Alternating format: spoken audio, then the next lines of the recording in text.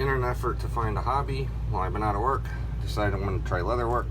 So this was my very first thing I've tried. I made a sheath for my hatchet, and I kind of like that logo, but it was just something to try. So that was my first project. And then the second attempt was a sheath for my knife that I got from Jerry at Jerry's Wood Shop and Outdoors. So that's the knife. Beautiful. It is sharp too. So I got that in an auction. I bought that. He did some online auctions, and so I bought that, and I had to make a sheath for it. So it's my first attempt at a sheath. I did notice that doing the wet molding, I'm getting stuff to fit really. Yeah, everything fits real nice and tight. That was my second attempt. Third thing I made was a holder for my ferro rod. This thing's pretty thick. 2 pieces of leather, and got them wet, and I put my ferro rod into a vacuum sealer machine that we had for you know, putting stuff in the freezer, meats and things like that, and left it in that overnight. Cut open the bag, and it's sealed good. I mean,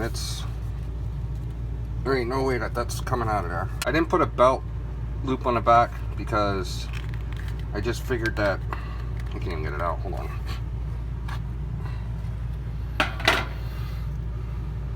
So that's ferro rod. It's white-tailed deer ammo. I made that. That was like one of my first, not first videos, but probably in the first 15 videos I made that. And but that wet molding with the vacuum sealer machine, that worked really good.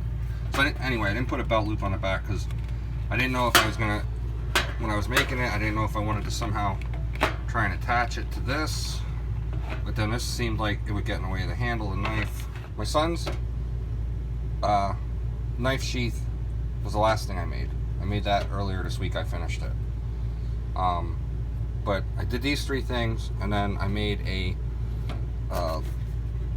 leather sheath for my friend's fireman's axe. It's from Germany, and it's a special axe to him, I guess. I'm not sure, but I made him a sheath. I'm gonna put those are still pictures, and I didn't take video of that, so I'll put those in, and then I'll follow up with a video of my son's knife sheath.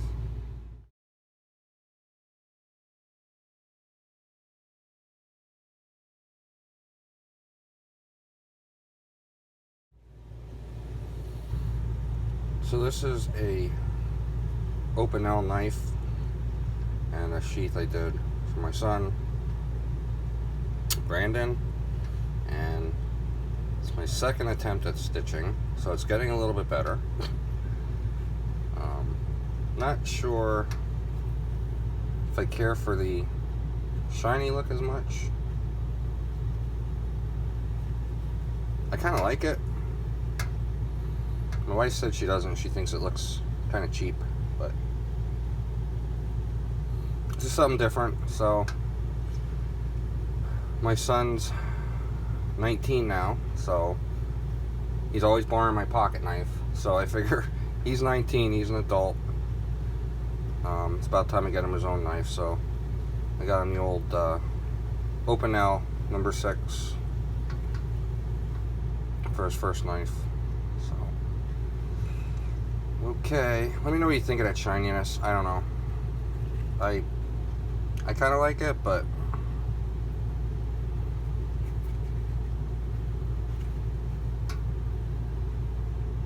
let me know. And here's one quick final look at everything, with the exception of my friend's axe sheath, because obviously he has that now. So I don't Let me know what you think. I kind of like that logo, but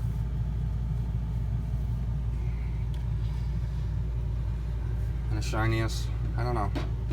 I like it. I think I like it better than this. I think if you were looking for like an older antique look, you know, something like this or even like this, you wouldn't want it shiny. But I kind of wish I might be able to refinish this one and make it shiny like this. Might try that. Alright guys, let me know what you think. I know it's not all that great, but I'm trying. It's new to me, and I really enjoy it. So it's just a cool hobby. And what's nice is once you have all the tools, you have the tools. So, you know, your expenses are buying more leather and buying more stain. So stain's cheap.